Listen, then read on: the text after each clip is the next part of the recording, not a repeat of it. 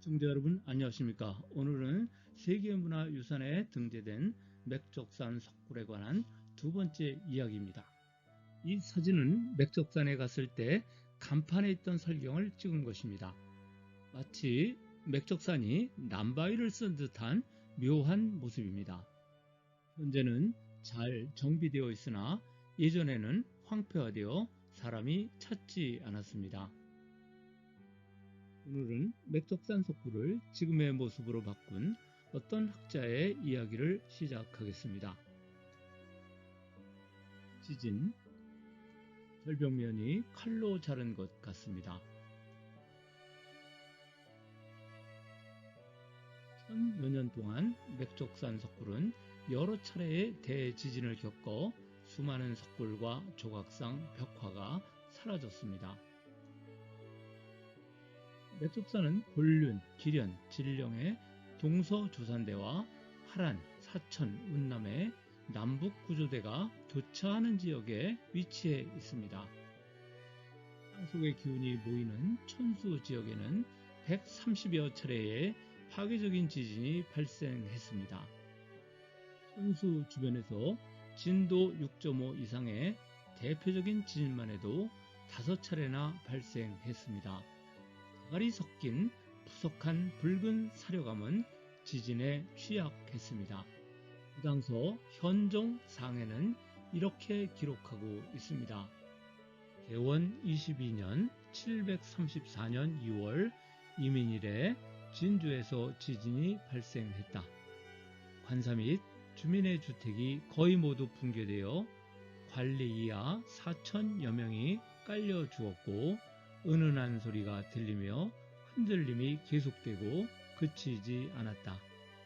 734년 지진의 진앙지는 맥적산과 직선거리로 불과 28km 떨어진 곳이라 맥적산에 큰 타격이 가해졌습니다. 술계는 이 지진으로 맥적산 중간이 무너져 석굴군이 동쪽과 서쪽 절벽으로 양분되었다고 합니다. 매끈한 부분은 과거 불감이 있었던 자리였으나 지진으로 인해 무너져 내려 아무것도 없습니다.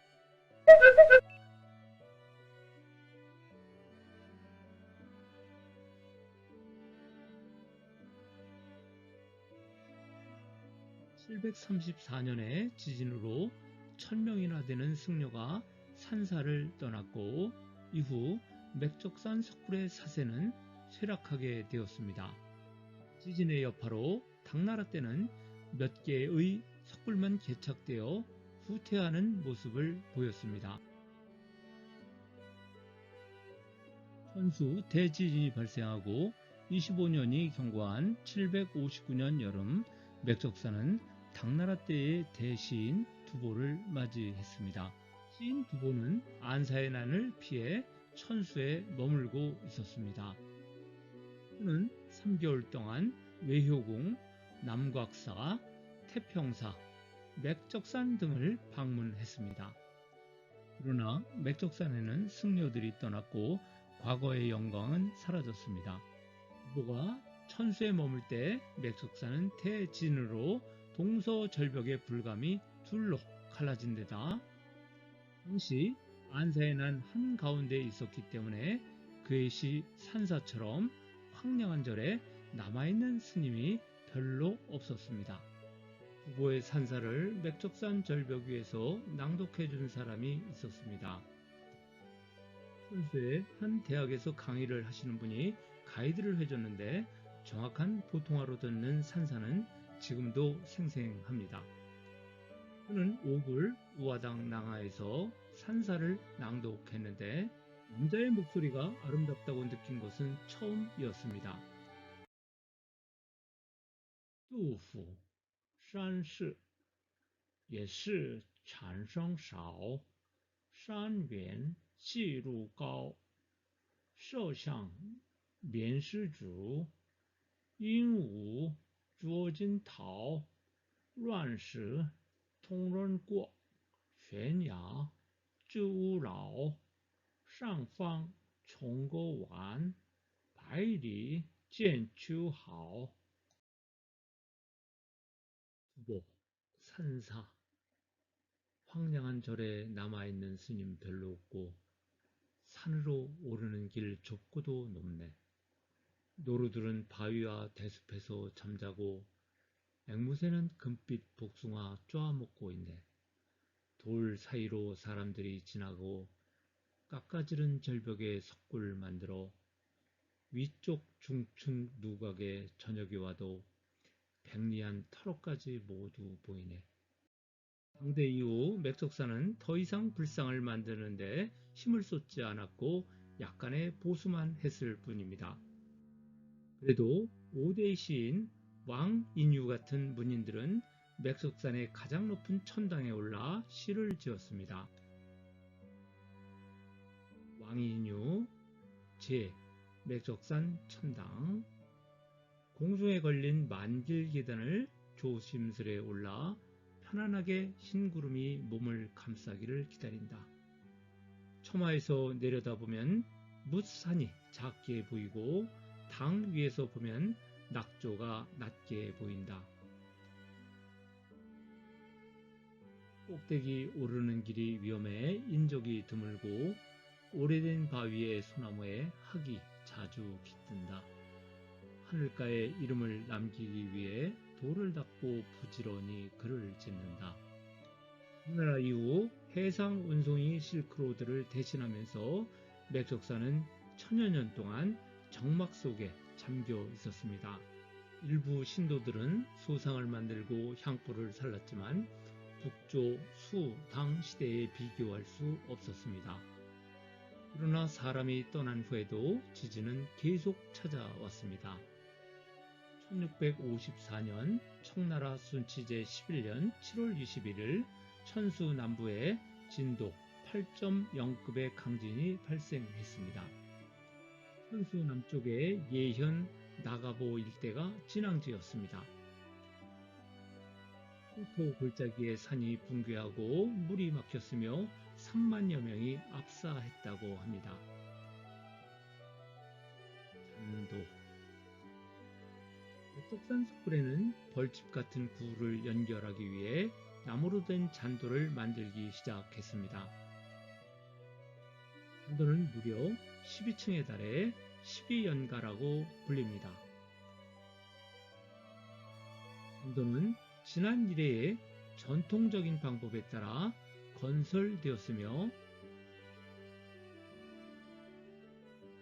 모두 썩지 않은 유승과 추나무, 온나무, 산괴, 산느릅나무와 같은 단단한 잡목으로 만들어졌습니다. 돌보는 길이가 약 2m이고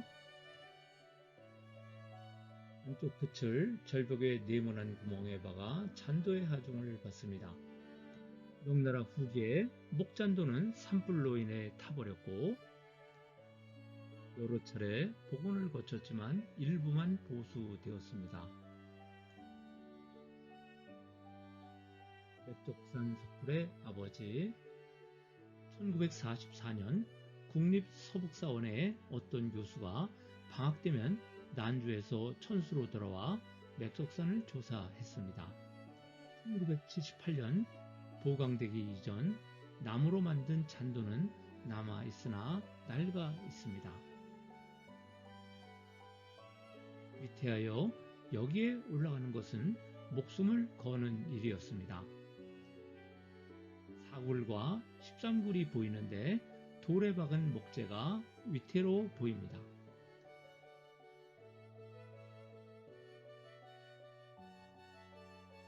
잔도가 파손되어 오르려는 사람도 없고 맥석산 석굴은 날이 갈수록 퇴락해 갔습니다. 아래에서 본 13굴 앞의 잔도는 구멍이 뚫려 있습니다. 잔도는 위태로워 보이고 왼쪽의 44굴과 연결된 잔도는 사라졌습니다. 43굴의 이 사진에는 잔도도 무너져 내렸고 역사상은 노출되어 있습니다.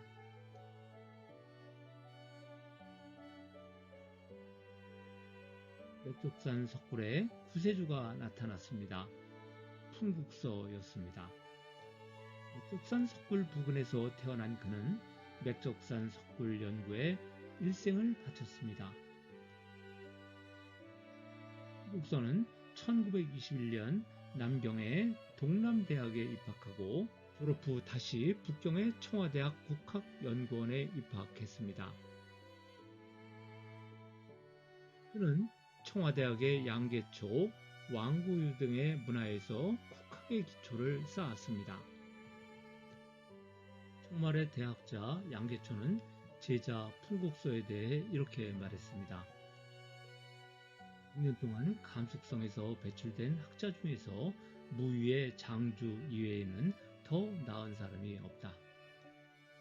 청와대학은 이 당시만 해도 북경대학과 함께 인문학의 양대 메카였습니다.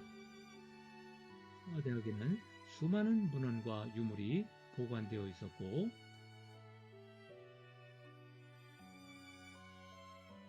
훌륭한 스승, 새로운 학문 방법론, 젊은 인재가 모인 곳이었습니다. 청와국학원에서 보낸 1년은 길지 않았지만 그의 인생에서 중요한 순간이었습니다. 풍국서는 1944년 난주시에 있는 국립서북사범학원에서 교편을 잡고 방학 되면 천수로 돌아와 맥적산을 조사했습니다. 그는 석굴에 번호를 붙이고 설명과 평면 스케치를 그렸고 맥적산 석굴에 보수를 건의했습니다. 풍국서 교수의 맥적산 석굴을 연구한 성과가 1946년 발표된 맥적산 석굴지입니다. 그 후 1952년 상서홍이 이끄는 서북고찰단과 1953년 오자긴이 단장을 맡은 맥적산 석굴 감찰단이 차례로 맥적산 석굴을 탐사했습니다. 이때 풍국서는 감숙성 출신으로는 유일하게 특별 초청되어 맥적산의 보호 연구 등에 대해 조언했습니다. 바로 이해 10월 맥적산 유물보관소가 문을 열면서 맥적산 석굴은 효율적으로 관리되기 시작합니다. 1961년 병상의 풍국서는 맥적산 석굴이 1급 문화재 보호 단위로 지정됐다는 소식을 듣고 수건이 풀렸으니 눈을 감을 수 있겠다고 했습니다. 한서홍은 도낭막고굴의 수호신이었고 풍국서 역시 맥적산 석굴의 보호자였습니다. 방치되어 있던 맥적산 석굴에서 가장 화급한 문제는 안전 문제였습니다. 지질조사, 기상감시 등의 사전 준비를 거쳐 위험한 절벽을 철근과 시멘트로 강화하는 사업이 1977년부터 1984년까지 8년에 걸쳐 완결되었습니다. 그래서 우리는 맥적산 석굴을 안전하게 오를 수 있었던 것입니다. 다음 시간에는 망부를 기리기 위해 만든 맥적산 제4호굴에 대해 알아보겠습니다. 그곳에 이 아름다운 박육소가 있습니다. 시청 감사합니다. 아직 구독 버튼을 누르지 않으신 분은 구독 버튼을 눌러 주십시오. 구독과 좋아요, 알람 설정은 사랑입니다.